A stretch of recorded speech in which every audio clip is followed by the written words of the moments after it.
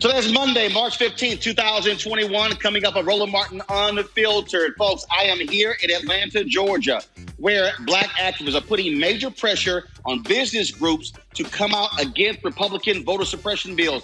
We'll talk with the head of the Black Chamber of Commerce here in Atlanta. We'll also talk with what's happening in Texas, where Republicans are also trying to push voter suppression. Senator Ron Johnson, he said he wasn't afraid of the folks on January 6th, but if it was Black Lives Matter, that'll be a whole different story. We'll talk to Congresswoman Gwen Moore of Wisconsin about those comments. Also, on today's show, the issue of housing, black home ownership. John Hope Bryant of Operation Hope says a lot of black people have got this wrong. How a home loan is good debt. We'll explain on today's show. Also, folks, a recent survey talks about young people and their thoughts on the 2022 midterm elections next year. We'll talk with the pollster to break all of that down. We got a jam-packed show. It's time to bring the funk. I'm Roland Martin Unfiltered. Let's go. He's got it. Whatever the biz, he's on it. Whatever it is, he's got the scoop, the fact, the find. And when it breaks, he's right on time and it's rolling. Best believe he's knowing. Putting it down from sports to news to politics. With entertainment just for kicks, he's rolling. It's on go, y'all. It's Roland Martin, yeah. Rolling with Roland now. He's funk, he's fresh, he's real, the best, you know he's Roland Martin now.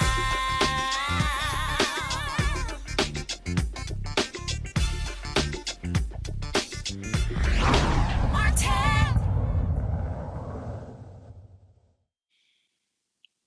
All right, folks, Roland Martin here, broadcasting live from Atlanta, Georgia. Sorry we had some technical issues that we're still sorting through, but we'll do the best that we can. All the focus right now, folks, on this state is on voter suppression. Republicans are doing all they can to suppress black votes and that of others, pushing forward bills that black activists say will do harm. They have been putting pressure on the Chamber of Commerce as well as many other groups, such as Coca-Cola, Home Depot, UPS, saying they should be standing up, coming out against these bills. Over the weekend, the Georgia Chamber of Commerce did, in fact, release a statement criticizing some of these proposals, saying they are working with people on both sides of the aisle. But activists say more should be done. Let's talk to the head of the Black Chamber here in Georgia. Joining us right now is Melinda Sylvester. She's president and CEO of the Greater Georgia Black Chamber of Congress. Melinda, glad to have you, Roland Martin Unfiltered.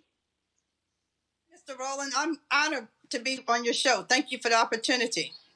Money talks in America. The activists here, folks at New Georgia Project, Black Voters Matter, they understand that they need the business community to put their level of pressure on these Republicans in the state to stop these voter suppression bills, or they're going to be messing with the money.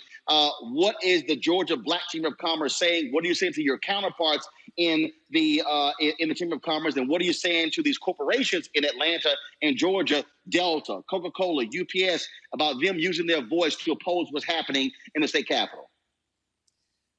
Let me get to the beginning of this. The Georgia Greater Black Chamber of Commerce have been working on this initiative, and we have been taking a stand saying all eligible voters should be able to vote.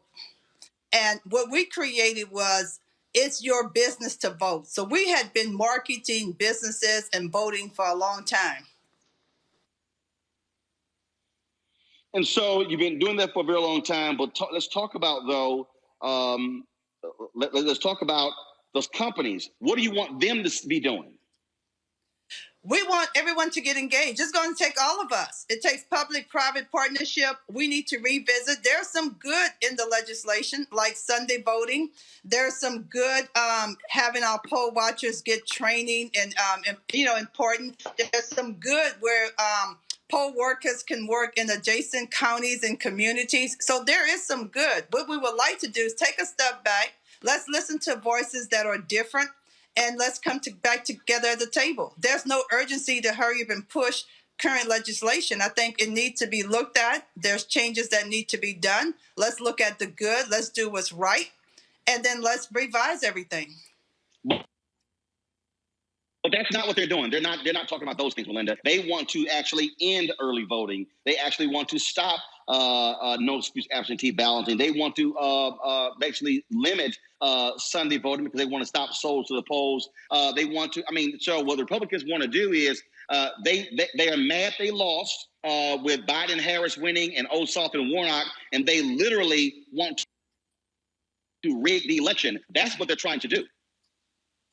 Well, again, we believe all eligible voters should be able to vote. And we're talking with our partners. We're working with different organizations, and we're telling them, look, this is what the Black business community is saying. This is their expression. This is what the Black leaders are saying. Yes, we know the importance of voting, and we want to protect that. Let's protect democracy. And we need to run a state with integrity. With that point, though, look, what you have here is a problem in search of a solution. That's what Republicans are doing. I listened to what they said. Well, there are some people who question the integrity. So you literally upend the entire system because people can't accept they lost. What this is all about is trying to change the law because Donald Trump said it was fraud. But Republican secretaries of state said that wasn't the case. And so how do you deal with that where you have folks who literally want to change the entire voting apparatus because they're mad they lost? But again, we're collaborating with partners, and we're definitely working hard. We're working behind the scenes. We're definitely doing everything we can within our resources to make sure that doesn't happen. All right, Melinda, we certainly appreciate it. Thank you so very much for joining us. Thank you, sir. Appreciate you. Folks, as I said, this is not. I told you this was not going to happen just in Georgia. It's happening all across the country as well as happening in Texas. They are specifically trying to target Harris County. The Republicans there have proposed election reform. They want to stop curbside voting. They want to stop drive-through voting. All of the creative ways they were able to use to get folks to vote there in Texas. They want to stop all of that. Now I keep telling people what's going on here to understand what these folks are doing. They are going to try to use their majorities in the House and the Senate, as well as holding the governor's mansion to actually stop from voting. This is the greatest threat to voting since the Jim Crow era, and Republicans are leading this. My panel right now, of course, is Dr. Avis Jones-DeWeaver, a leadership strategist. We have Dr. Julian Mavo, president emerita, Bennett College, and also Omokengo Dominga, professional lecturer, School of International Service, American University. Let me start with you, Avis. This is pure Jim Crow. We can't look. They can dance all around. This is targeting of Black voters. And again, Georgia, Texas, Iowa, Pennsylvania, Florida, Mississippi, Alabama. We can go on and on. North Carolina. They want to stop the voting for Democrats. They want to stop Black people because they see the train that's coming down the track in 2022, and they're saying we want to guarantee victory. Yes, I have said for quite a while that the Republican Party seems to respect the Black vote more than the Democratic Party does, given the amount of investment, time, and effort they put into stopping our ability to vote. And now they've just taken it up 1,000 by what they are coordinating across the country. This kind of reminds me of the Stand Your Ground laws and how that was so well coordinated and replicated in states all across the country. They've basically taken that same playbook, and they're doing that now as it relates to voting rights laws, trying to undercut our ability to vote by specifically targeting our methodologies as well as our geographic concentrations in those various different states. And so absolutely, this is modern day Jim Crow. They're not even trying to hide it. They have gotten big, bad, and bold about it now that they're no longer under a fully strengthened Voting Rights Act. And that's why it's so important that we have legislation passed in Congress that's going to curtail these efforts by strengthening the Voting Rights Act and ultimately putting it back in place. Julian, Julian, back here in Atlanta, and I told folks this was going to happen. This was coming down the pipe, and we're seeing what they're trying to do in Texas. And the governor admits today in Texas at a news conference there was no voter fraud. but he still wants massive voter reform. You know, Roland, they have gone and looked at our playbook, looked at the playbook of the voter activists, and gone directly at it. When you decide that there will be no Sunday voting, that means you don't want our souls at the polls. When you decide that you will not have the drop boxes, you're saying you got to come inside. Many people are reluctant to come inside. But one of the things that we must understand is that people like Latasha Brown and others, they're smarter than these devils. They're smarter than these devils, and they're going to figure it out. And when they figure it out, it's going to be an issue of what will they come up with next. But I remember I had an aunt in Moss Point, Mississippi in the 60s who first learned Latin, Roland, had to learn Latin because she had to translate a phrase from English to Latin. So she learned Latin. Then they had the jelly bean test, where she had to figure out how many jelly beans were in a jar. But she didn't give up. She kept coming. And that's what these people understand, is that need to understand. Black votes going to keep on coming. Black votes are going to keep on coming.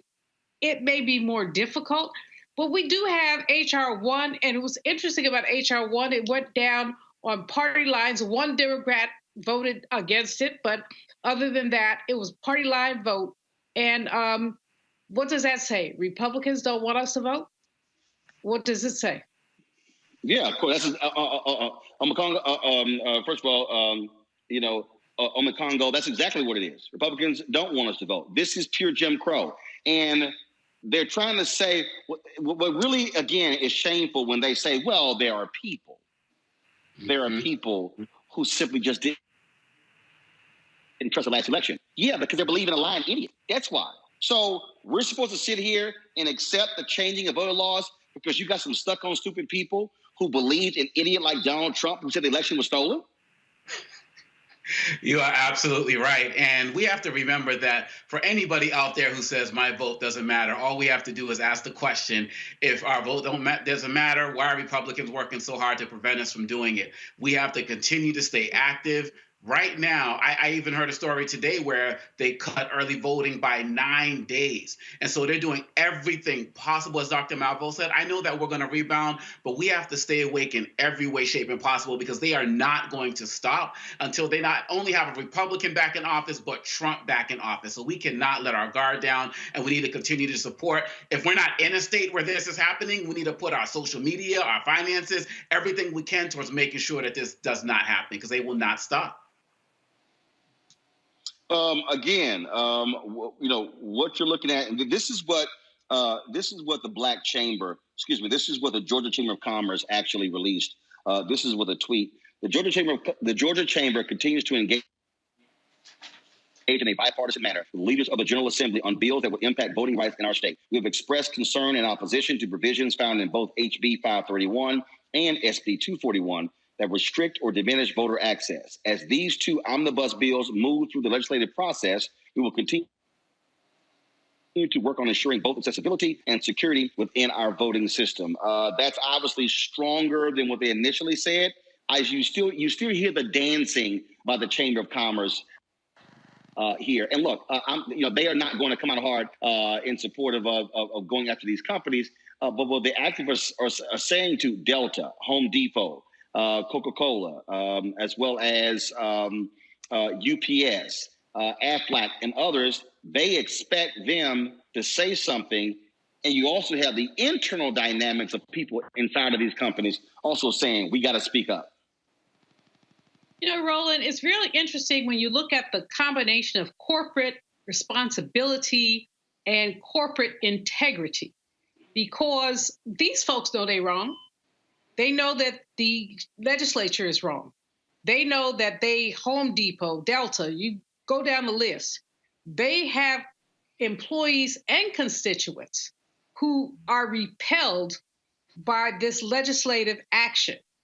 But they do the Mr. Bodangles dance around it and say they don't want to take a position. Well, now is the time to take a position. What we know now, after we look at the insurrection on January 6th, after we have looked at a number of other things, it's time for folks of conscience to stand up, speak up, and man or woman up around these things. So, I'm not sure why these corporations are dancing, except for why they're dancing, because they still want to have Republican approval. And not Republican approval, because I'm not going to disrespect all Republicans, but Donald Trump affiliated approval. And that's what we have to push back on. You talked about January 6th. Folks, Republicans, white Republicans are still doing their best to try to act as if that was just a picnic taking place on that day. Listen to this comment that Wisconsin Senator Ron Johnson made to conservative radio talk show host Joe Pagliarulo. Listen to this, folks. Also criticized because I've made the comment that on January 6th, I never felt threatened, because I didn't. And mainly because I knew that even though those thousands of people there were marching to the Capitol were trying to pressure people like me to vote the way they wanted me to vote, I knew those were people that love this country, that truly respect law enforcement, would never do anything to break a law. And so I wasn't concerned. Now, had the tables been turned, and Joe, this got me in trouble. Had the tables been turned and President Trump won the election, and those were tens of thousands of Black Lives Matter and Antifa protesters, I might have been a little concerned. Wow. It's a big statement, but it's a true statement. We see the recent history. Big statement, true statement. Joining me right now is Congresswoman Gwen Moore of Wisconsin. Congresswoman, welcome back to Roland Martin Unfiltered. Thank you so much, Roland and Dr. Malvo. I tell you, this is when I missed being in person, when I'm with folk like you. Well, hopefully we'll get. Hopefully we'll get there soon. I had my first Moderna shot on Friday. Our next one is April 9th, and so hopefully in a few months we can be back to being in person. Give us your thoughts on this unbelievable comment made by Senator Ron Johnson. He's been blasted all weekend. Folks saying his white supremacist views are standing up. I mean, here is somebody who supposedly was moderate voice or whatever, but he is absolutely a hardcore Trumper with this nonsense, and he would have been scared if it was Black Lives Matter and Antifa. First of all, as if those two go together, these people killed the cop. These people, I mean, they trampled one woman to death. It led to one of the fellow rioters getting shot and killed. 5 people died. What the hell is your senator talking about? Well, our ancestor at this point, Maya Angelou's birthday is going to be Easter Sunday, and her words keep coming to me. When a person shows you who they are, believe them. And, Ron Johnson didn't just start being like this. Ron Johnson was in deep denial about the president's and his corruption, denial about the riot, the incitement, and how, he said, as far as he was concerned, it didn't really fit the definition of an insurrection. He's someone that was pushing these conspiracy theories. I mean, to this day, he still was engaged and involved in denying that the election was a legitimate exercise in our democracy. And so, maybe he's not planning to run again, or maybe he's trying to take advantage of the fact that Joe Biden just barely won the state of Wisconsin, is trying to inherit that base of hardcore white supremacists. Because his statement certainly has galvanized the emotions. I mean, these cultural wars, this is their go-to position, Roland. Think about it. If you're a Trumpster, when you voted against giving people $1,400 a month, when you voted against helping poor farmers in Wisconsin, this is an agricultural state, by the way, debt relief that they desperately needed. When you deny aid to restaurant and bar businesses that are barely hanging on to their chinny chin chins, you got to come up with something. And so these cultural wars work very, very well. Well, you talk about those cultural wars working very, very well, but what you have here again is this trying to position that Black Lives Matter was somehow, oh my God, these people are violent and crazy. And you're sitting going, and maybe Senator Johnson, you're saying that because you're a white Republican, okay, who sides with them. But these people were hell bent to kill. That was their strategy. They were hell bent to kill. And the FBI is arresting numerous folks constantly for what they were trying to do. I mean, this is like, what world is this guy living in? He wasn't afraid. And they had Kevin McCarthy out there. I mean, this isn't the first time that a minority leader was murdered right there in that storied building. And they were pounding on Kevin McCarthy's door, trying to get in while he called the president. And that was when he made the snarky remark, well, Kevin, you know, apparently you're not as worried about the election as they are. You know, he was tracking down his vice president next in line for the succession with a noose. And, you know, the noose just strikes terror in my mind as an African-American. They had a noose chanting, hang Mike Pence. They were looking for Nancy Pelosi. And so he was not frightened by his kindred spirits. But he would have been intimidated by, I mean, there were 10,000 or more protests. And like I said, these protests garnered the support of people from every race, every age group, every state. It became a global initiative after George Floyd and Breonna Taylor. I mean, all these people who were storming the Capitol. They were not Antifa. They were not Black Lives Matter. They were stone cold white supremacists, folk walking around with Nazi apparel, a Confederate flag, and he was not afraid among his brethren. What are Black folks there in Wisconsin? How are they responding to Senator Ron Johnson? He's up for re-election next year. I've made it perfectly clear we're going to spend some time there because folks like him need to be thrown smooth the hell out of office.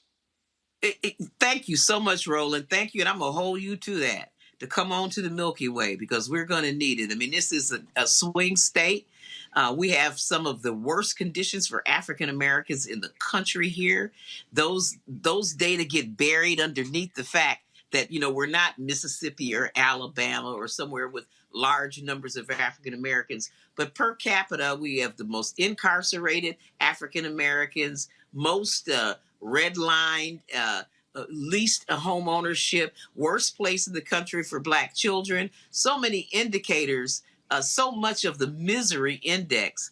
And the last thing we need is a senator who wants to cast fear and apprehension and doubt into the minds of Americans about the worthiness of African Americans. And so, come on, we have a very bright group of Democrats forming a Democratic primary. And I wouldn't be surprised if Ron Johnson decides to run, that there wouldn't be somebody, among Republicans who would challenge him, because he is out to lunch. Well, he gave also indication that he may not even seek re-election. Either way, Senator Johnson, a bullseye's on your back in terms of taking you out for re-election. Bye, Senator Johnson. That's what it boils down to. Bye. It's time to go. And so this is where black votes are going to be critical there in Wisconsin, and for white folks in Wisconsin to step up as well. So, Congresswoman Gwenmore, we appreciate it. Thanks a lot. Thank you. Avis, I want to start with you here. Your thoughts on these comments, what he said, and again, what he's basically saying is, oh yeah, if those Black people have come, I would have been scared to death, but I was with my white brethren and the Trumpers, and I was safe and comfy. The man's a liar. Wasn't it just a couple of weeks ago when he was trying to sell the lie that it was actually Antifa that raided the Capitol? I mean, clearly he lied there. Here, he may or may not be lying, but the reality here is that he is definitely trying to appeal to the white supremacist base of the Republican Party, of what is the Republican Party right now. And so, it's really interesting how right now people have gotten so used to being so flagrant with their racism. And the fact that with this particular Republican Party, it's actually used as an asset because they know that that is now the base, the core. The new Republican Party is the Trump Republican Party, which is the white supremacist, white nationalist, redneck Republican Party. That's who he was talking to. And the fact that he would sit there and say, these people aren't criminals and they wouldn't, they love the country, was especially ridiculous, given the fact, as you pointed out, they murdered, they maimed, they actually were in the process of a lynch mob. The only other thing I would do, quite frankly, if I was in Congress right now, if he's going to make statements like that, then he needs to honestly be investigated to see if he was in some level of collusion with these people, because we know that they did have inside help. In fact, I believe that they had inside help, not only from Capitol Police, but also from some Congress people. So to me, I'm really wondering why some of the Democrats don't start to open up some investigations on their colleagues who are clearly in cahoots with these individuals who put all of their lives in danger. Omicron ago, that was a story over the weekend where Democrats made it clear that they won't even work with any Republican who voted not to certify the election. That should be the position. Democrats should simply say, "Oh, I'm sorry. If you voted, if you made any comment with the January 6th insurrectionists, if you voted not to certify the election, I'm gonna show you the hand. You can't even come talk to me. Don't even come near me, because that's part of the problem." To me, that's exactly what should be going on. That's exactly what needs to happen. The Democrats need to play hardball. You come in, you got the White House, you got the Senate, you have Congress right now. Trump has shown that he's a loser all across the board. And so even when you see with the stimulus bill, many Republicans across the country supported it, but not these so-called leaders in the House and Senate. So we don't need them. We need to go forward, work to build common ground with the people who want to work with us. But we know that they're going to be the party of opposition. They stated it. They did it with Obama. They're doing it now. We need to go forward and we need to build, because 2022 is going to be equally crucial. So I say to the Democrats, stop trying to work with these people. This is a party, as it has been said by Dr. Avis, of racists, of anti-Semites, of homophobes. They don't care about us. They care more about the Marjorie Taylor Greens of the world. We don't need them. Stop trying to work with them, and let's get to the work of helping the people. Period. Bottom line.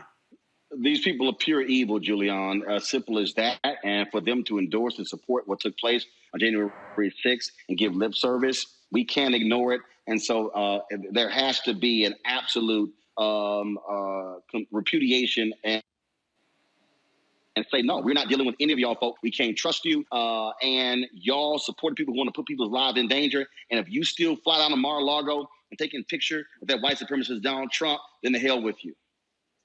Well, Democrats have to draw a line in the sand. Joe Biden has said, President Biden has said he wants to be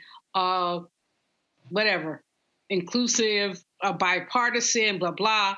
But the fact is that these people will not vote for anything that Democrats vote for.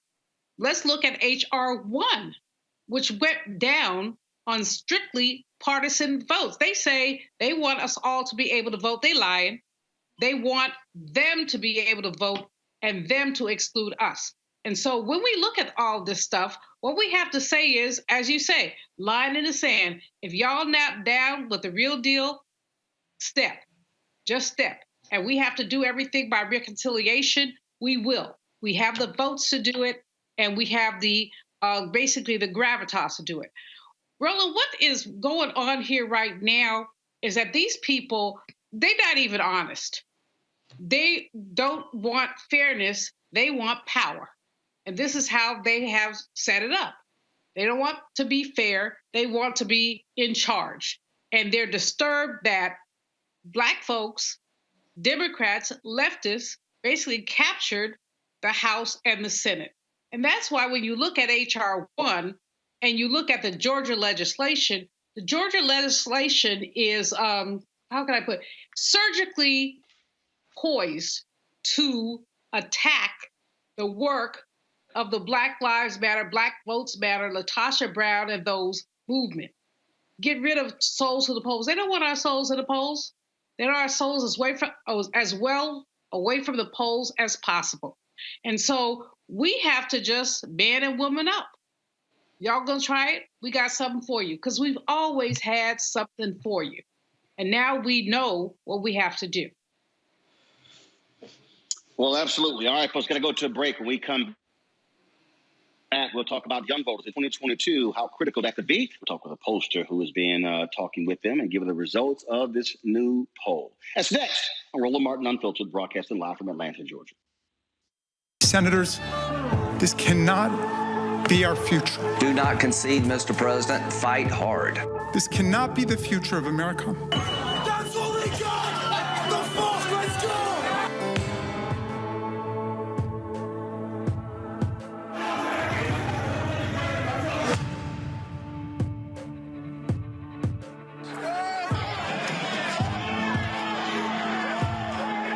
American patriots start taking down names and kicking ass. Where the fuck are they?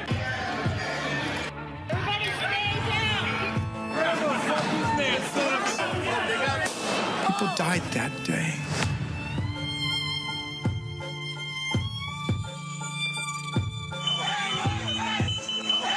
What message will we send the rest of the world? What happened today in Washington, D.C. is not America has stood for some very important things. I think what we've seen in the United States is terribly distressing. Incited by the current president. President Trump. The world is watching and wondering whether we are who we say we are. You were patriots, just like the patriots gathered at Bunker Hill. The election in many ways was stolen.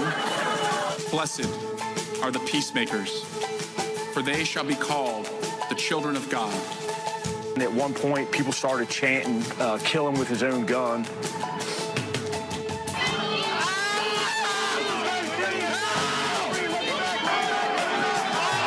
They thought they were going to die.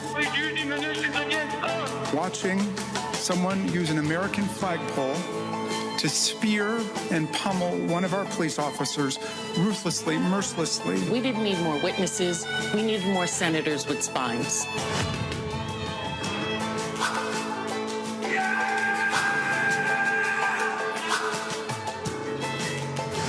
President Trump declared his conduct totally appropriate. So if he gets back into office and it happens again, we'll have no one to blame but ourselves. The work you do is important. A lot of people depend on you, and you deserve respect. Respect includes making a decent wage that reflects how hard you work for your community. So what's the best way to make sure you get the pay you deserve? Join a union. Union members are paid more than people with similar jobs who aren't in unions. For women and people of color, the union difference is even greater. The respect you deserve, the pay you've earned. That's the union difference. Yo, what's up? This your boy Ice Cube. What's up? I'm Lance Gross, and you're watching Roland Martin Unfiltered.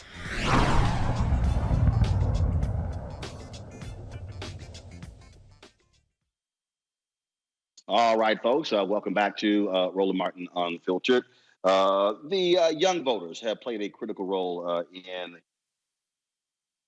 many of our elections. That is no different than, of course, the 2020 election. What's going to be happening in 2020?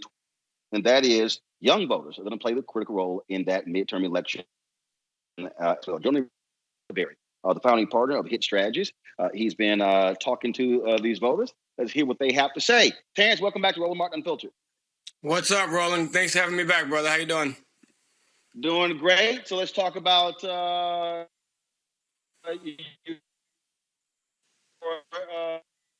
election. We get, as you keep moving forward, younger voters will play an even bigger role. What are you seeing? What are you hearing about what happened in 2022? You know, Roland, young voters are becoming not just the biggest voting bloc in America, but they remain the most diverse voting bloc in America. 37% of voters in 2020 were under the age of 39. That's the millennials. That's Gen Z. But again, what's unique about them is the diversity within this generation. We hear a lot from Democrats and from other politicians talking about removing identity politics and turning towards economic issues. The truth is, Roland, for young people, their identities are their politics. You know, they lead with issues like immigration, with issues that are central, like racism, which is the number one issue across all races of young people. Racism and discrimination has emerged as a top issue. So that's really what's shaping their political identities and shaping their political participation. And that started, Roland, in 2020 during those protests following George Floyd's death, where we saw the protest following George Floyd's death. The complexion of those protests began to change, and they began to look a lot more ethnically diverse. The majority of protesters after George Floyd's death were actually young white people. And so that's really what we're starting to see shape up here, and understanding how to speak to those priorities is going to be critical if Democrats want to hold power in 2022. The clear-cut Democrat-Republican thing. Obviously, when you look at issues and you have these voters who say they may not turn out. Their deal is, look, if I'm not being satisfied, I may stay at home. So what should Candace be saying to reach them? What should they be saying to touch them? Well, first thing we have to do is we got to disaggregate a little bit, right? Young voters are very diverse. So that you got Gen Z and millennials, and there's a lot of difference there. But ethnically, when you look at young voters, we really got to start looking at young voters of color very, very differently than we look at young white voters. There's this perception, Roland, that young voters are much more progressive, that even young white voters are much more progressive. And while they align with Democrats on a lot of the issues, on climate, on student loans, on the need for police reform, when you start looking at disaggregating them by race, young white voters are participating politically a lot more like white voters than like young voters. And so when we're talking to this younger generation, we have to keep the operative word is still white. That's right. The word is still white. That's exactly right. And so the truth is that the young white voters aren't significantly more progressive. There's just significantly less of them in this generation because it's so diverse. And so when you look at a state like Georgia, 60% of white voters under the age of 30 voted for Donald Trump. But 67% of white voters overall in Georgia voted for Donald Trump. And so young white voters, again, are operating a lot more like white than they are like young. And so, and that's why I think there's this effort on the part of folks to say, oh, well, we've got, young voters. I'm like, no, you can't just say young. You got to keep that focus on, no, they may be young, but which that's I right. think also what has to happen is folks have to also dig a little bit deeper. Even when you start talking about Black voters, Latino voters, you can't just sort of stop there. Now you got to start saying, their income level, what part of the country they're from, all of that. And campaigns are going to, and this is what I think really is going to be the big deal here. Campaigns are going to have to do even more micro targeting. That's right. There's sort of this broad brush. No, that's not going to do it. You're gonna have to do a different type of campaigning to get them to turn out in 2022. That's exactly right. That's exactly right, Roland. And it starts right now. When we look across some of these issue priorities amongst millennials, we see that they really do prioritize some of those kitchen table issues, jobs and wages, the cost of healthcare. But when you look at the younger generation, Gen Z, they still prioritize a lot of social issues, immigration and racism. And so, again, like you said, we have to start micro messaging here and really talking to the priorities of these individual groups. You and I, Roland, have talked a lot about not just the gender gaps amongst Black voters, but also the generational gaps amongst Black voters. And so we really do have to start acknowledging some of these differences, understanding not just by demographic or by, by cutting them up along these turf lines that campaigns like to do for canvassing, but understanding the values and the priorities of these voters and speaking to that in a real way. Look, Democrats have a razor-thin margin in the Senate and the House. They don't have a margin in the Senate. Kamala Harris is the margin in the Senate. And so we really got to start that work right now if they're going to mobilize the largest and most diverse voting bloc in America. Questions from our panel. First off, Avis, your questions for Terrence. So you mentioned that young white voters are really, in essence, white voters. Let's just focus on that.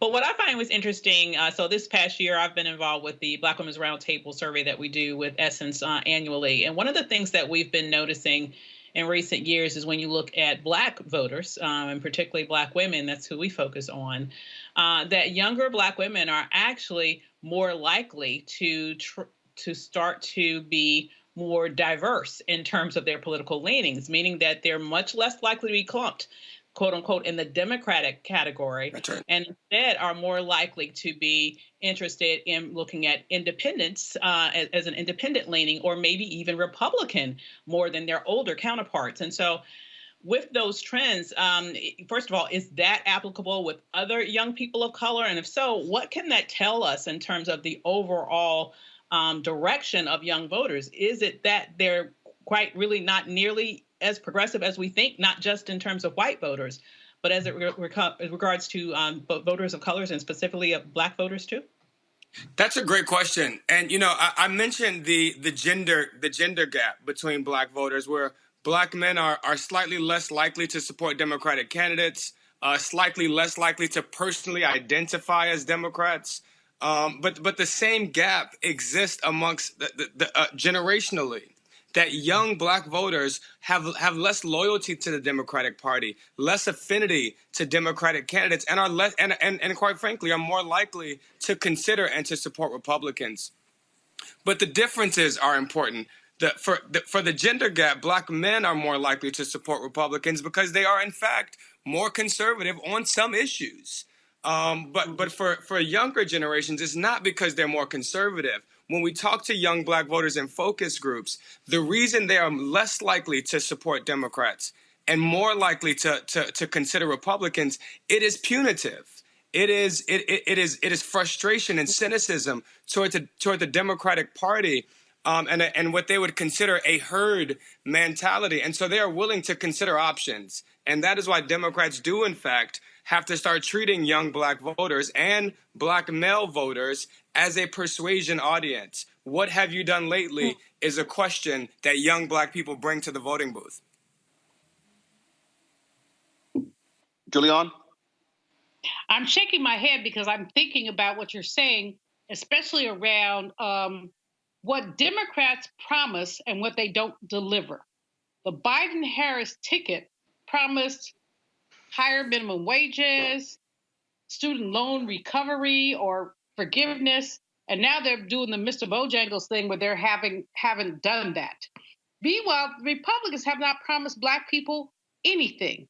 So I understand why many young voters are disillusioned, but what have Republicans done to make them feel affinity? Absolutely. So two things to respond to there. One is what the Biden-Harris administration has and has not done. Recognizing that the Biden administration has been in office for less than 90 days, but they do have an exceptional approval rating amongst young Black voters. Joe Biden has a 61% approval rating, which is exceptional and significantly higher than the 18% approval rating that Donald Trump had with the same group. But the Biden-Harris administration is going to have to spend just as much time marketing what they do as they spend governing, right? For young Black voters, the single most important issue is racism and discrimination. But if I focus group 10 random young Black voters from across America right now, they don't know about the Racial Justice Task Force that Susan Rice stood up within a week of the Biden-Harris administration. We can debate about the teeth that task force has, but we can't. There's no debate about whether or not it is significantly more progress than Republicans have made. Because on the flip side of that is exactly what Donald Trump spent the last year of his term doing, which was marketing his perceived wins to the black community. Those same black voters that I recruit into that focus group, they can tell you that Donald Trump had the lowest unemployment rate amongst black people. They can tell you about the First Step Act. I am not saying that those are accomplishments that had significant impacts on the black community. I am saying that those young black voters know about those accomplishments. And that's where the Democratic Party has to get creative and aggressive about how they talk about what they have done. I mean, today we just passed a bill that has $29 billion in rent assistance, you know, that has child credits for every child in the house. These are things that will have significant impacts in the black community, but that we need a marketing plan to tell people how their lives are improving because of the work that the Biden-Harris administration is doing.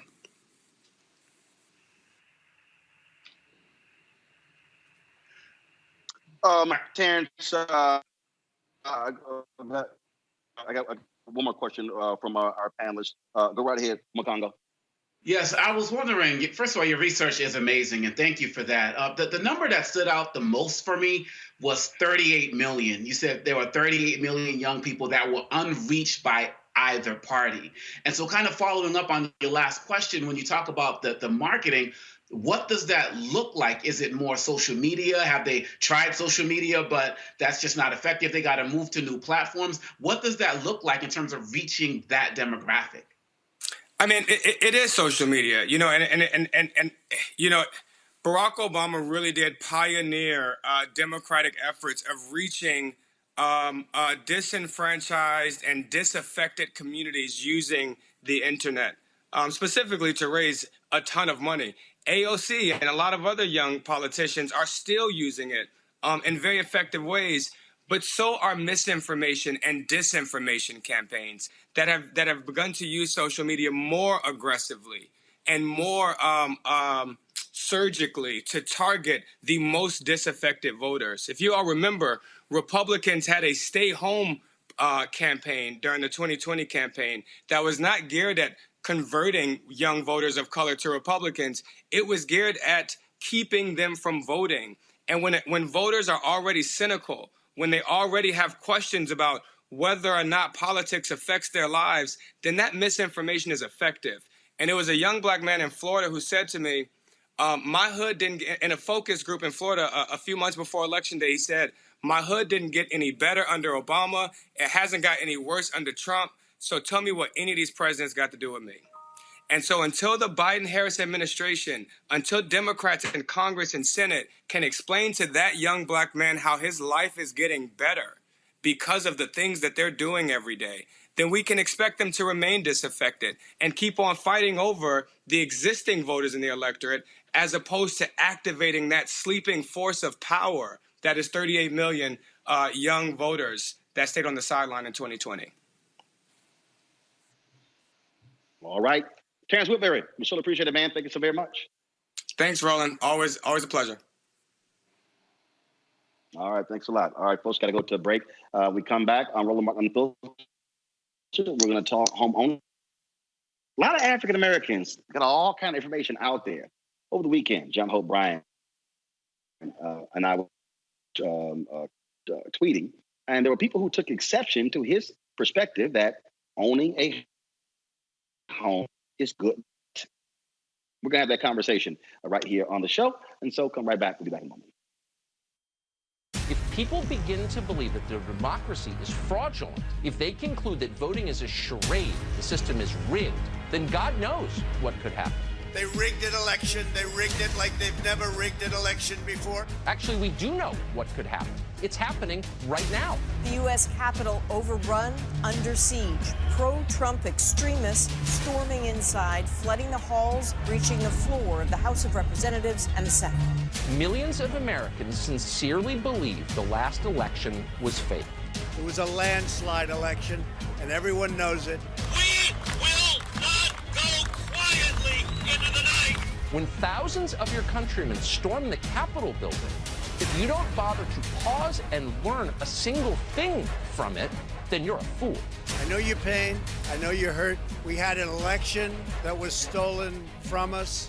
We got to this sad, chaotic day for a reason. It is not your fault. It is their fault.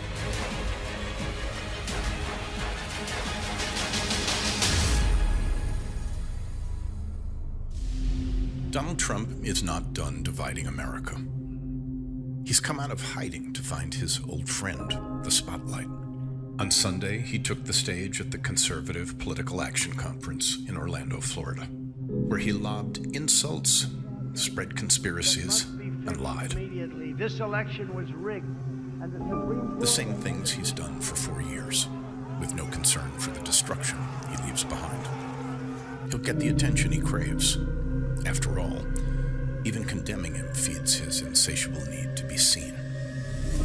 Which is why it's more important than ever to remind ourselves that in November, one thing became clear. America is not Donald Trump. America is the people whose names you may never hear, whose only fame will be among those whose lives they touch, but who are the best of America, all the same. They're doctors, nurses, healthcare workers, the people working tirelessly to get every American vaccinated against COVID-19. They're the disaster relief workers and first responders, holding up their Texas neighbors during the harshest winter the state has ever seen. They're the people who show up, lend a hand, and give a damn when their fellow Americans are in need. Remember them. The lives they lead are the best proof that Trump is a liar. Because America's greatness comes from us, not him. The Lincoln Project is responsible for the content of this advertising. What you're speaking on is taking risk. What you're speaking on is sacrifice. What you're speaking on is actually putting yourself in the mud to be in whatever positionality you play in this society. You got to make a choice to say, I'm going to roll over and let these white folks come in here and do what they do, or I'm going to at least choose to be a resistor in this component. Where I do my thing, I'm going to resist. I reside with the resistors. If you find me, I'm going to be with the people. If I'm washing dishes, we dropping dishes.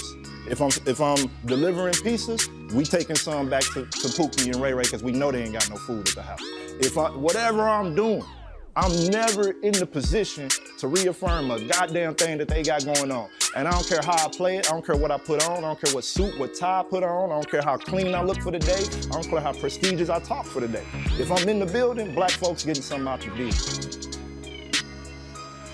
Hello everyone, I'm Godfrey and you're watching Roland Martin Unfiltered, and while he's doing Unfiltered, I'm practicing the wobble.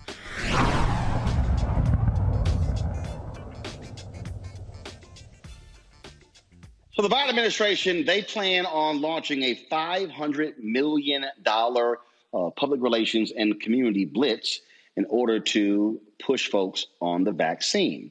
What they're laying out is that the reaching out to community groups and others, talk about the efficacy of the vaccine, is safety, and also getting folks to sign up. Let's go to my panelists. Julianne, I'll start with you. Here's one of the things that I made perfectly clear. You got to put the money in the hands of organizations that are proven. You got to access black media. And what you can't do, and let's just be real clear, you can't put it in the hands of white ad agencies who do not know anything about black people in order to talk to us about it. That has been a fundamental problem in the past. And so I am hopeful with Susan Rice being there, part of her portfolio, dealing with race equity, Cedric Richmond, Karine Jean-Pierre, Simone Sanders, and others, that we're going to have an effort where that $500 million is not going to white communities. Well, Roland, we know what the population demographics are. We know that African-American people, Latino people, Asian people are about to be the majority. We know that there is vaccine resistance in our community historically and for very good reasons. So if there is not a targeted, and the word is targeted, outreach to our communities, there is a problem. The problem with white Democrats has been that they don't like the word targeting. They want to have equality without having equity. Equality says everybody gets the same thing. Equity says everybody gets the same access. And so if we all have the same access, Roland, they would be cutting up a 5, 10, 20 million deal with you, with BET, with a bunch of other folks who are doing the work. But this is going to depend on leadership. Cedric Richmond is amazing. Susan Rice has good sensibilities. But white folks are white folks. So what they going to do? Well, but here's one of the issues here as I'm sitting here reading this political story on this very issue here on the Congo, and that is this here. They're leaning on the Ad Council. The Ad Council ain't the most diverse group in the country. Most definitely. And, we see at the end of the day, they botched so much in the beginning. I live in Southeast D.C., which is one of the most underserved, the most underserved area in D.C. And all of a sudden, when the vaccine started coming out, I started seeing all of these white people in our neighborhood grocery stores. And then I was calling my friends in Boston and New York and their hoods, and they were seeing the same thing because they primarily did this rollout on their internet and other spaces where we didn't have access to. And if you can have robocalls talking about vote for your favorite candidate, you should be having things like robocalls going into churches and community centers, as Dr. Malveaux said, working with people like, you have such large platforms directly for the Black community, and they botched that. The Ad Council is not the way to get the shots where they need to be as it relates to our community. And the Biden administration needs to do a better job of reworking their plan, because as it stands right now, the majority of people who've been vaccinated are white women, which we should not be surprised. But this disparity is going to continue if they don't continue to do actual real work to reach us where we are every single day. And they have the ability to do that, and they know how. They just got to actually show the will to do it. Again, what we're talking about here is utilizing trusted voices to reach our people. And what often happens in these situations, Avis, is that federal government, CDC, Health and Human Services, and others, they rely on these major entities, but they're also part of the problem. I can tell you, we deal with this all the time. These white ad agencies, they don't even want to bother with Black media. They don't, the other groups don't want to be bothered with community groups. And so we've got to make sure that there is strong race equity, a part of this deal, and it doesn't become another situation where folks are sitting here going, how can we divvy up at $500 million and then Black and brown folks left out?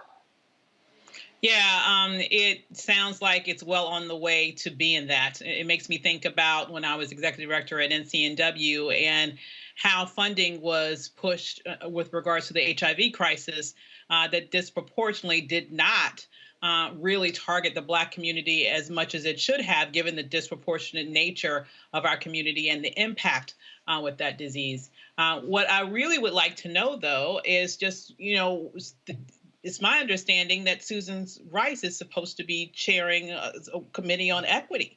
I mean, this needs to be what she needs to be doing in terms of one of the things on her agenda. And so although we do have very capable Black people in various spaces in this administration, my question is their power. Like, do they actually have the power to create the change that we need for the sort of direction of not only the funding, but just the capability, the access to be where the people are? The latest data that I'm seeing about it shows that really Black people are being convinced that, yes, I need to have this shot, that, yes, I need to get it, but they're not having access to it, right? And so, there needs to be work done to make sure that we have access to it. One of the biggest people they have to convince now, it seems, are Republican white men.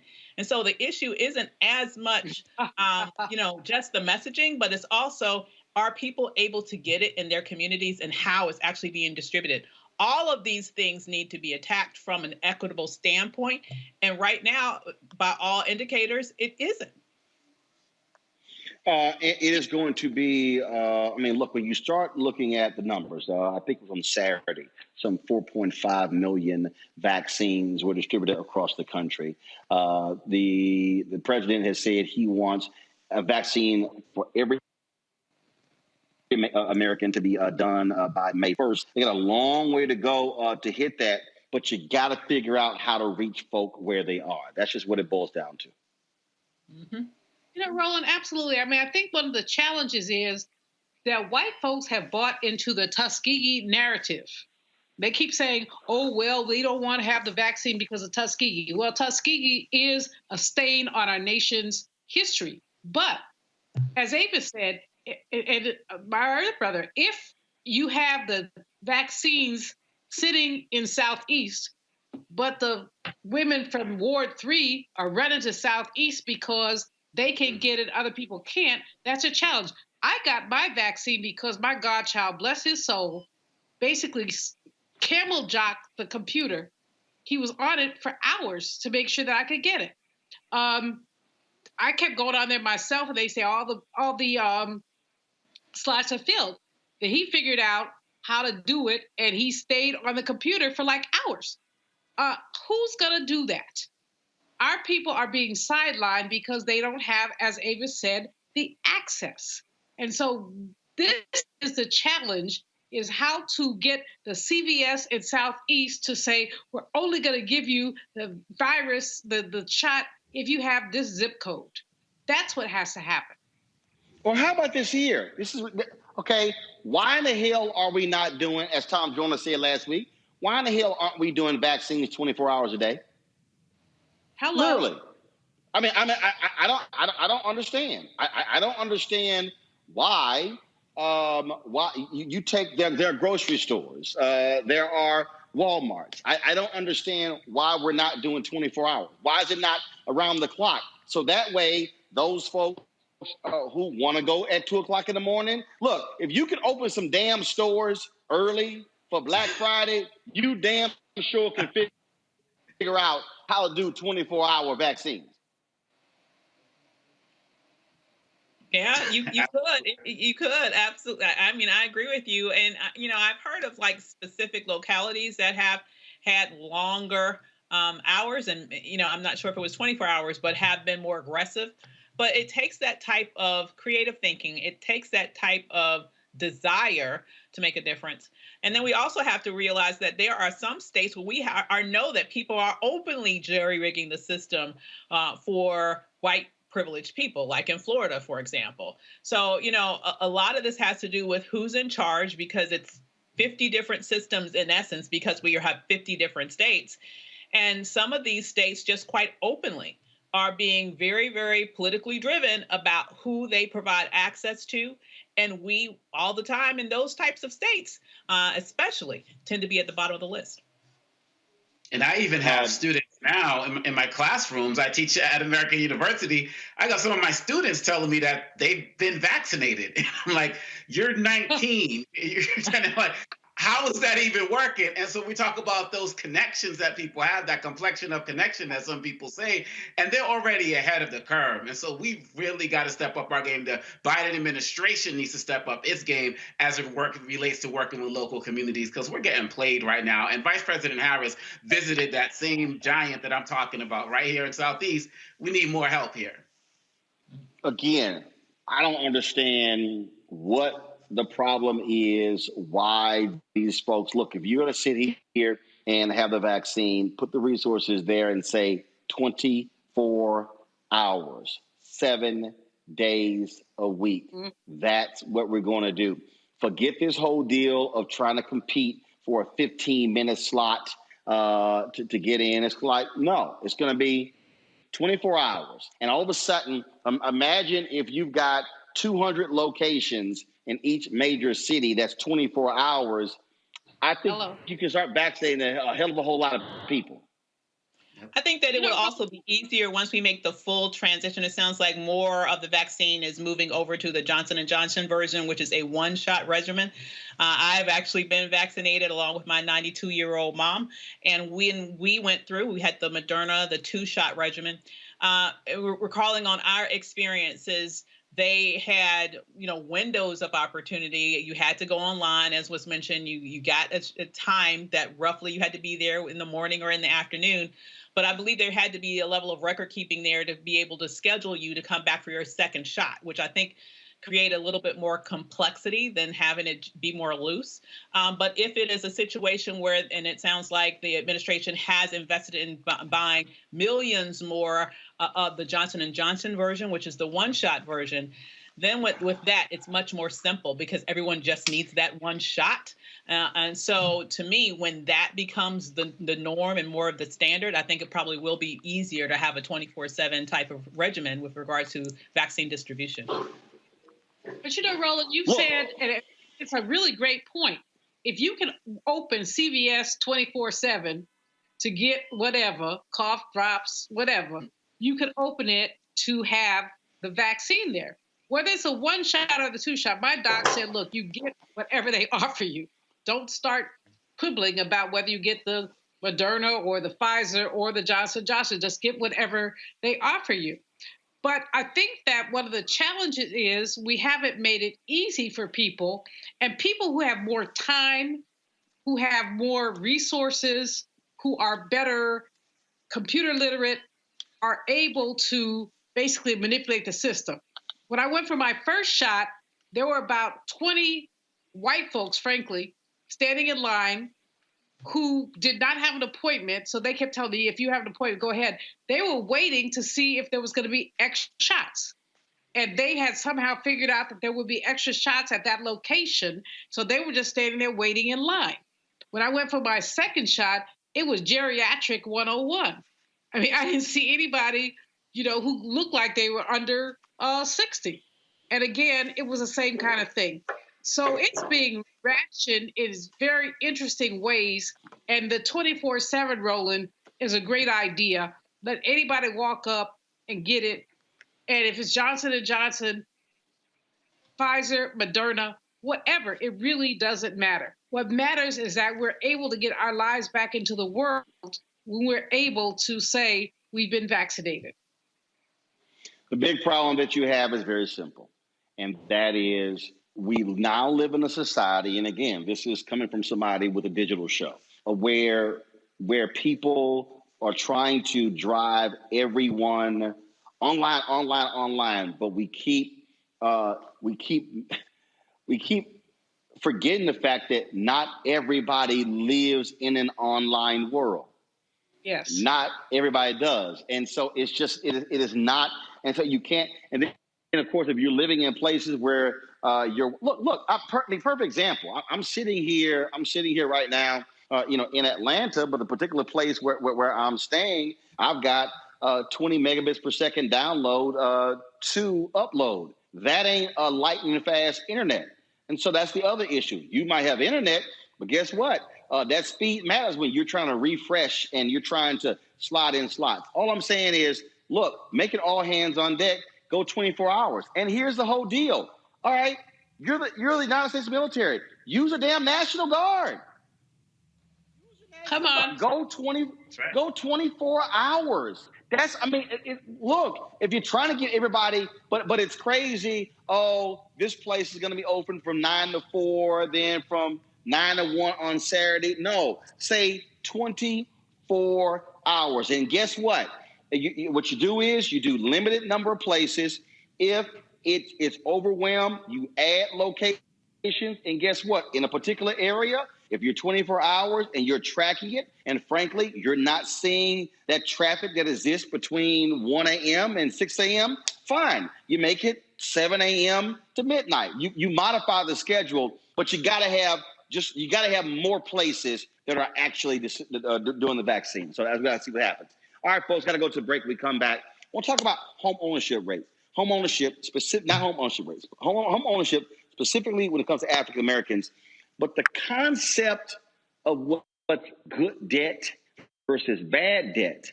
My next guest is going to break it down. Hope Bryant says, folks, stop acting as all debt is the same. It isn't. We're going to break this thing down when we come back on Roland Martin Unfiltered. I believe that it's movement time again. In America today, the economy is not working for working people. The poor and the needy are being abused. You are the victims of power, and this is the abuse of economic power. I'm 23 years old. I work 3 jobs. Work 7 days a week. No days off. They're paying people pennies on the dollar compared to what they profit, and it is time for this to end. Essential workers have been showing up to work, feeding us, caring for us, delivering goods to us throughout this entire pandemic, and they've been doing it on a measly $7.25 minimum wage. The highest check I ever got was nearly $291. I can't take it no more. You know, the fight for 15 is a lot more than about $15 an hour. This is about a fight for your dignity. We have got to recognize that working people deserve livable wages. And it's long past time for this nation to go to 15 so that moms and dads don't have to choose between asthma inhalers and rent. I'm halfway homeless. The main reason that people end up in their cars is because income does not match housing cost. If I could just only work 1 job, I could have more time with them. It is time for the owners of Walmart, McDonald's, Dollar General, and other large corporations to get off welfare and pay their workers a living wage.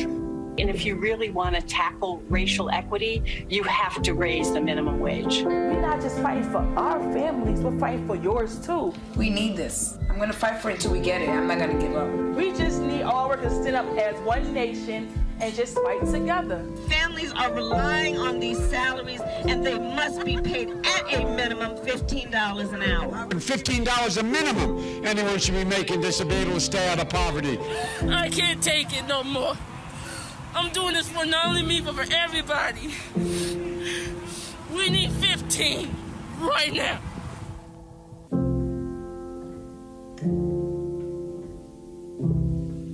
Hey everybody, it's your man Fred Hammond. Hi, my name is Brescia Webb, and you're watching Roland Martin Unfiltered. Ow. Well, I like a nice filter usually, but we can be unfiltered.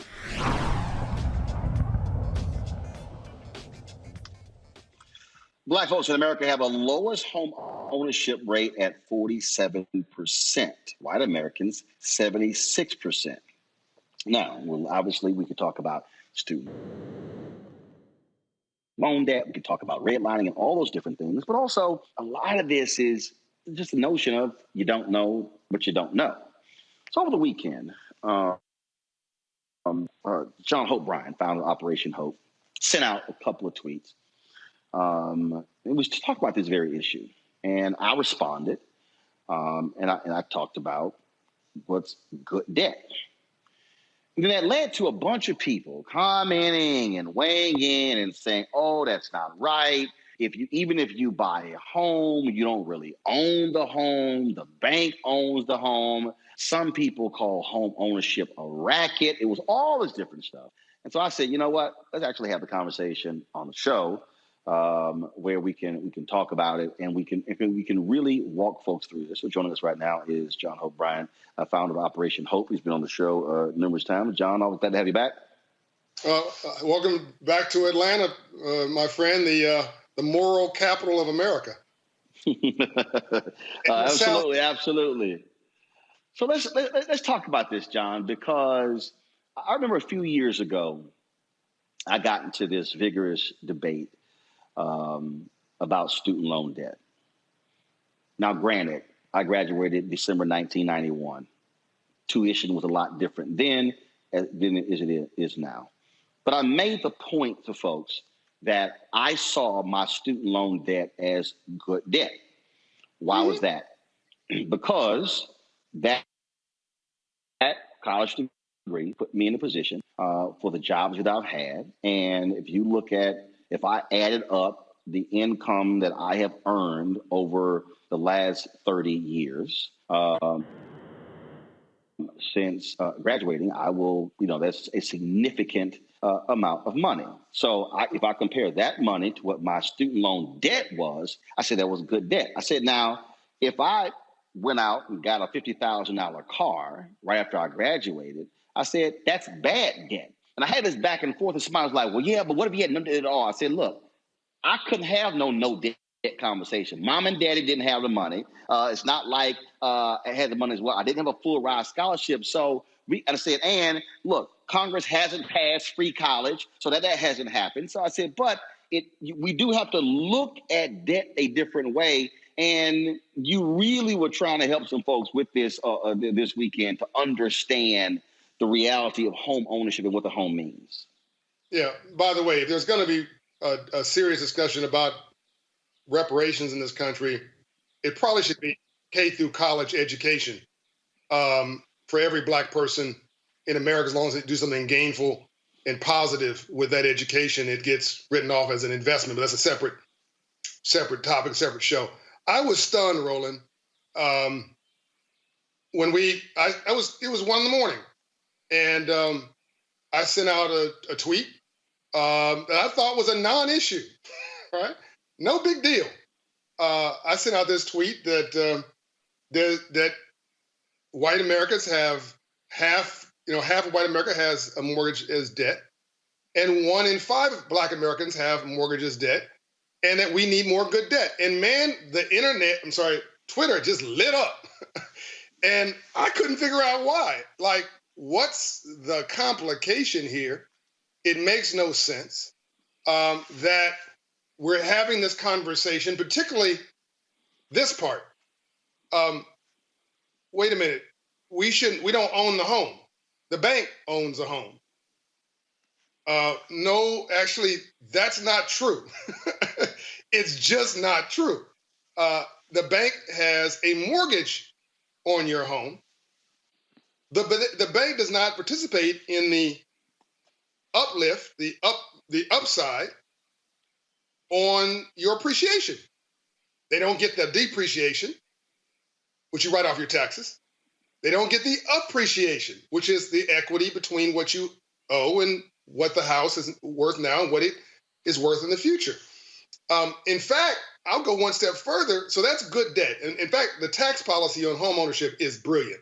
Like, if you rent from me, and as you know, in my private commercial life, I'm the largest minority-controlled owner of single-family rental homes in America, the Promise Homes Company. If you rent from me, you're paying off my mortgages. All good. I think I'm providing a good service as an affordable housing owner. But I really want you to become an owner and not be paying off my debt. I want you to have your own mortgage debt that you pay off, and you write off in every payment you make. You're writing that off of your taxes. You get that money back. So you're getting the benefit of depreciation. You're getting the benefit of appreciation. The house gains in value. By the way, Roland, you mentioned an auto loan. A Mercedes, you have a loan on a Mercedes, and the loan is 26%. Like one of our clients last week, we got him from a 26% interest down to 3% by getting his credit score up 80 points. But if you have a 26% interest or an 18% interest on your Mercedes, that's not a Mercedes, that's Mercedes payments. Can I get an amen? So not only is that good debt, Roland, and not only did wealth in this country get created through real estate. I mean, when Europe sent folks over here with titles, as you know, Roland, a governor, all it really meant was, it's like AKA, governor, AKA meant owns out tens of thousands of acres. If you were a mayor, or whatever the version of a mayor was back, they changed the title, AKA I own, thousands of acres. It was all about land ownership.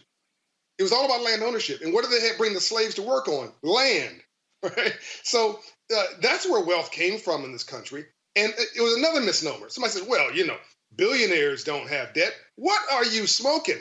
There is no billionaire on the planet who's a billionaire without good debt.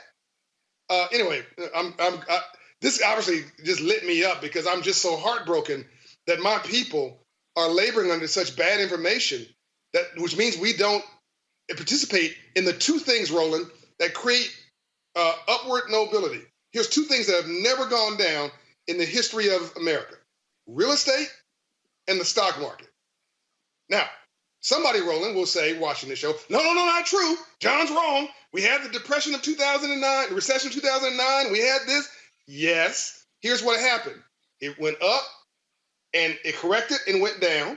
Then what happened? It went up again and corrected, and it's going to correct again, and it's going to go up again. These things, these two indexes, and education was probably the third one, Roland, have never reversed and gone the other way.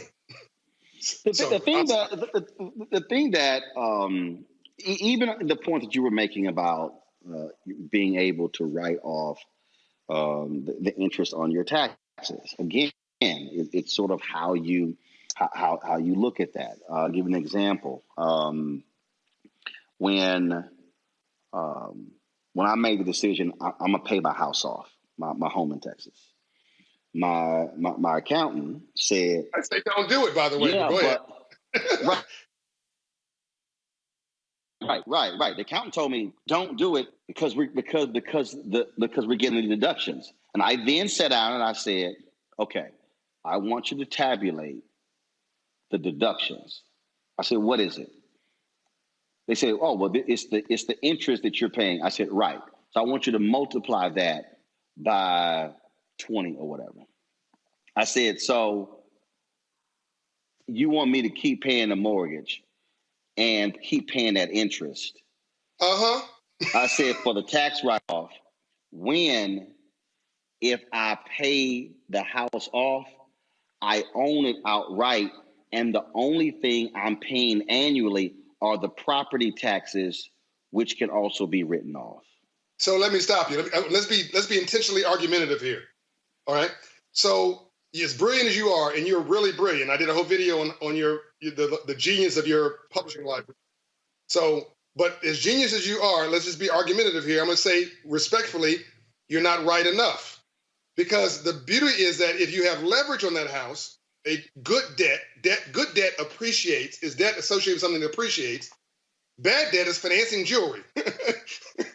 Bad debt is financing, sports tickets and financing a vacation, right? But good debt is, so if your house is appreciating and you have some debt against that house, 70 cents on the dollar, you have 30 cents against the 70 cents, but the house let's say the house doubles in value. If you own the house outright, okay, you doubled your money. But if the house doubles in value when you only have 30 cents in it, well, my God, the multiple on that is through the roof, because you have very little of your equity, actually your money at risk against the debt. Everybody who has succeeded in building legitimate wealth, please, if you're watching this documentation, this almost a documentary what Roland's doing here. If you're watching this program with Roland Martin Unfiltered, write this down. You can only build wealth in your sleep. You only build wealth by compounding. That's it. It's different. It's different from making money and getting paid and getting that check. I'm so tired of people saying I'm trying to get paid. So what Roland just described was peace of mind. Okay, that's what Roland just described. I have a lot of my celebrity friends. I own this house. Okay. But that's called peace of mind, not peace of mind. It was peace of mind, but it was also thinking ahead in that my parents live there, my sister and her daughter. So there are 3 generations of my family lives there. House is paid off. If anything happens to me, only thing has to be taken care of every year are property taxes. Okay. So the thing is, but again, that was a strategy in doing it. The problem that for me that I see, I think with so many people, is that they throw stuff out there. And also to the point, like every year when I get the property valuation, I mean, look, I've been getting phone calls for the last 2 years, text messages constantly, sell, because there's a dearth of homes out there, available homes. And so folks been trying to buy, we'll pay cash. I mean, they're throwing everything out there. I'll buy it. So the thing that while the conversation to me was crazy, people going back and forth, is that they were going through this whole thing of debt, and again, not understanding the notion of what is good and bad debt, and how companies every year are financing debt, how companies are, how they're shifting, how they're getting, lower interest on their debt. Because in fact, there have been some companies that have been purchased with debt. All companies. Well, right. And so the thing is, when I hear people say, have this notion that, again,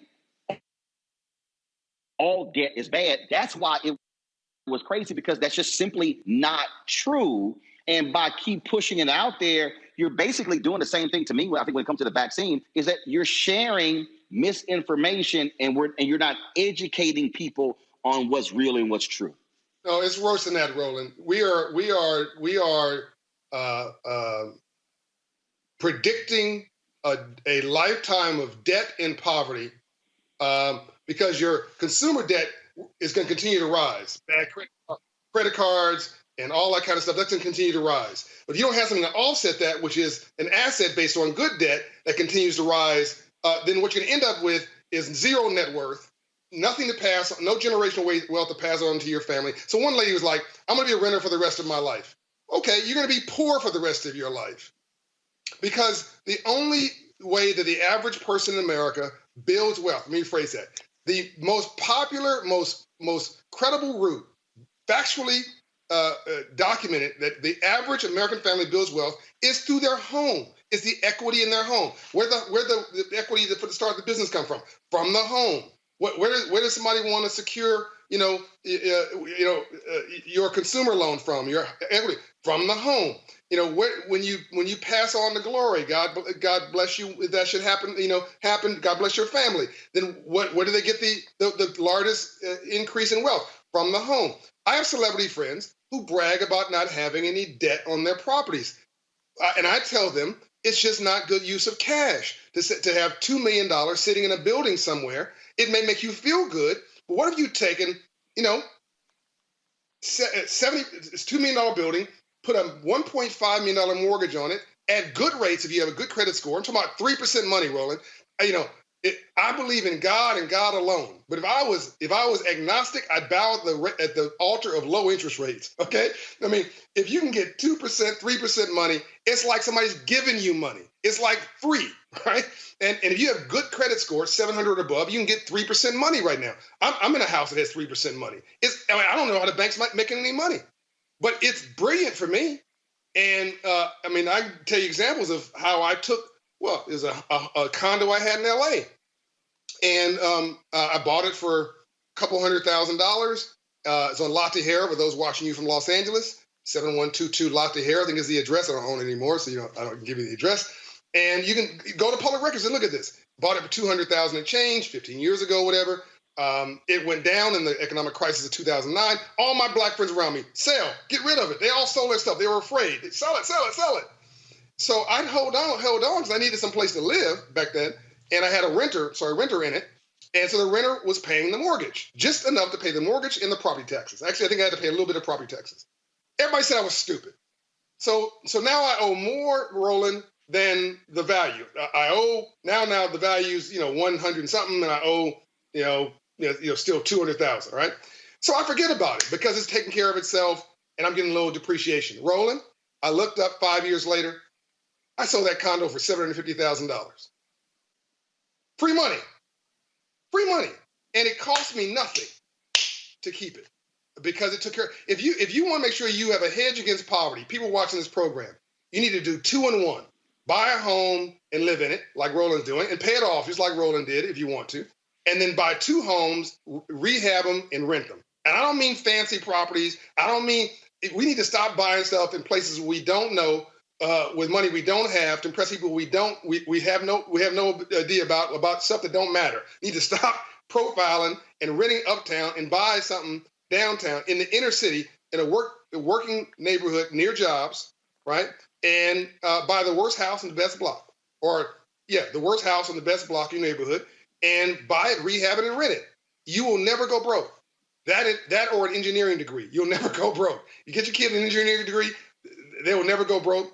There's only 5% black engineers in this country, right? And there's more jobs looking for people than the other way around. And real estate, again, keeps going up, even in black neighborhoods. And I'm prima facie evidence of that. I own 700 homes in Atlanta and Florida, and I'm going to buy a bunch more. I'm telling every church, buy their block. Okay, I'm getting off the topic. But the bottom line is it's about buying.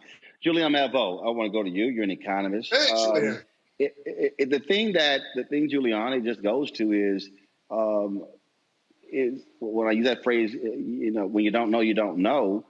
It speaks to the absolute need for comprehensive financial education, literacy, and where we're walking people through step by step to begin to understand this system and how we should be better taking advantage of it.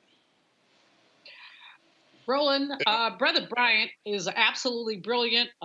He's a colleague, and I appreciate him and appreciate his words. What I'd like to say about this is everything don't work for everybody. So some people are going to buy their home.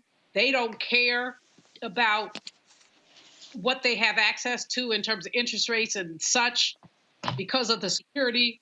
Others are going to use home ownership to leverage their wealth. Real estate was a historical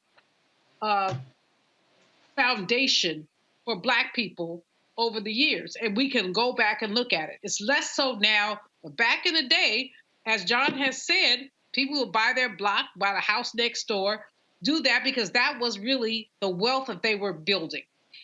This is important from the perspective of the ways that we build wealth, the things we do to build wealth, and the diversity of our approach to wealth building.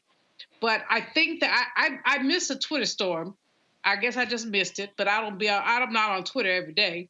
So I missed a Twitter storm, but I think that what John has said is important. It's not definitive, but it is important. Buy a home, because most people, not Black people, most people build their wealth through home ownership. Most people, about 70% of their wealth is around home ownership. So we are about 30% less likely to own our homes than white folks are. So that's just saying something. So John's got a great point, and I think that people should pay major attention to it. And I just appreciate being on here with him.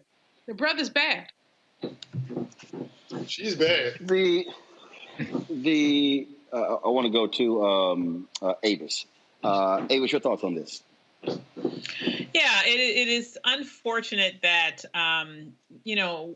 so many are so far removed from this concept that there was such a, huge backlash with regards to a statement that, should be quite a well-known thing. I mean, when I think about, for example, where my son is right now, I have a son who's graduate school at Johns Hopkins right now. It's all virtual with the pandemic, but, he's thinking next year if it opens up, he's looking at how can he buy a multi-family house in Baltimore so that he can live in one side of the house and then rent out to at least 2 other spaces where other renters can live. Mm-hmm. And I'm thinking, that is a wonderful thing to do. I would love to see us be in a place where we can start to think about how we can actually narrow that racial wealth gap, because as was mentioned, we will never get there just by working more. We will never get there just by earning more money. You have to have some assets that will actually appreciate over time so that you can build wealth. And once we begin to understand that when we get our ducks in a row, when our credit score allows us to be able to have very, very low interest rates, as was explained, there is absolutely nothing wrong with using other people's money to make money. Everybody else does it, okay? And so I'm hoping that people will take advantage of the information that they're getting here today and start to think a little bit more broadly about different ways that we could leverage our earnings and turn it into wealth with proper investments just like this. Omekongo. I think that this is powerful, and I feel like this entire show we've been going back and forth with these conversations about access to information and access to, whether we're talking about the vaccine, whether we're talking about voting, and now when we're talking about housing, this is like that one thing where there's just so much information out there that we can readily get. We know that historically, every time there's been an opportunity to get access to housing, we've been denied. But right now, when I'm hearing what Mr. Bryant is saying, I just wish that, I don't know, I just have a question for you, Mr. Bryant. Like, what do you feel is the best way right now to get financial literacy out to our communities? Is it schools? Is it online programs? Is it YouTube courses? What's the best way to get what you're saying in the hands of more people so there isn't that Twitter storm out there? Yeah, we got to make smart sexy again.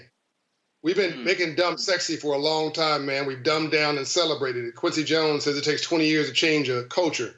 His birthday was yesterday, by the way. And in the last 20 years, we've made dumb sexy. Yo, what's up? You know what I'm saying? No, I don't know what you're saying, man. Speak English, speak. Like, talk to me. Lead me better, right? If we go to club tonight. So the COVID approved club. We go to club tonight and we see the cute girl or the handsome guy. Hey, man, you cute or you're handsome. What's your credit score? What's your business plan for your life? Are you an owner? Are you have an ownership mentality? We need to know what's in here and not just what's on here. And your, excuse me, I can say this on Roland Martin Unfiltered, I think. Your assets cannot just be on your ass. We got to stop having lifestyle riches as a strategy. It's not riches. In fact, getting paid, as a young lady said, has nothing to do with building wealth. Zero. And so we got to basically, sir, we got to get celebrities and ball players and folks for whom people pay attention to really begin to bake this in, and it's beginning to happen.